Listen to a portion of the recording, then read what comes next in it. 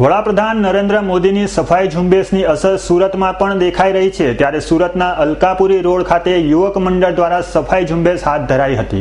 વડાપ્રધાન નરેન્દ્ર મોદીએ શરૂ કરેલી સફાઈ ઝુંબેશનું દેશભરમાં અભિયાન સફળ રીતે ચાલી રહ્યું છે। ત્યારે સુરતમાં અલકાપુરી બ્રિજ પાસે સ્થાનિક નગર સેવકોની હાજરીમાં નવીન યુવક મંડળ દ્વારા સફાઈ ઝુંબેશ હાથ ધરાઈ હતી।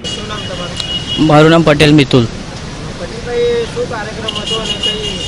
આજે અમારે અલકાપુરી સુમુલ ડેરી રોડ વિસ્તારમાં અમે સફાઈ અભિયાન રાખ્યું છે, જે માનનીય વડાપ્રધાન નરેન્દ્રભાઈ મોદીને અંતર્ગત જે પ્રોગ્રામ ચાલી રહ્યો છે એના અંતર્ગત અમે જાગૃત થઈને આ પ્રોગ્રામ રાખ્યો છે। અને સવારે અમે 8 વાગ્યાથી લઈને હજુ સુધી 2-3 કલાક સુધી અમારો આ પ્રોગ્રામ ચાલી રહ્યો છે। આ પ્રોગ્રામમાં અમારો સાથ આપનાર છે અમારા માનનીય યશોધરભાઈ, સ્વાતિબેન સોસા તથા અમારા પોલીસ સ્ટાફના પોલીસ મિત્રો તથા પીઆઈ સાહેબ, દિયોરા સાહેબ પણ અમને સાથ આપીને ગયા છે। અને અમે આ જ પ્રોગ્રામ અમે દર 2 અઠવાડિયામાં એક વખત અમે ચાલુ રાખીશું અને અમે દરેક ભારતની જનતાને અમે આ હાઇલાઇટ કરવા માગીએ છીએ। અમારો આ જ અભિયાન અઠવાડિયામાં 2 વાર ચાલુ રહેશે તથા અમે દરેક નાગરિકોને જાગૃત કરવા માગીએ છીએ અને અમને અમારો એ આપવા માગીએ સંદેશો આપવા માગીએ છીએ કે કોઈ પણ જાતનો બહાર કચરો નાખશો નહીં તથા કચરો નાખીને અમને શરમાવશો નહીં।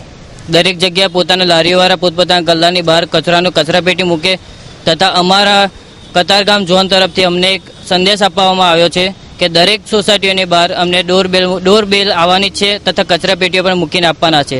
અમારે કતારગામ ઝોન તરફથી અમને ખૂબ ખૂબ આભાર ને સફળતા મળી રહી છે। અમે એના ખૂબ આભારીએ છીએ। અમારી સાથે 25 થી 30 જણ છે અને અમારી સાથે યશોધરભાઈ સવારે 8 વાગ્યાના અહીંયાથી અમારી સાથે રૂબરૂમાં હાજર રહ્યા છે। તેમને પણ સફાઈ કામમાં હાથ આપ્યો છે। નવીન યુવક મંડળ દ્વારા હાથ ધરાયેલી સફાઈ ઝુંબેશમાં સ્થાનિકો પણ મોટી સંખ્યામાં જોડાયા હતા। Bureau report S9 news Surat.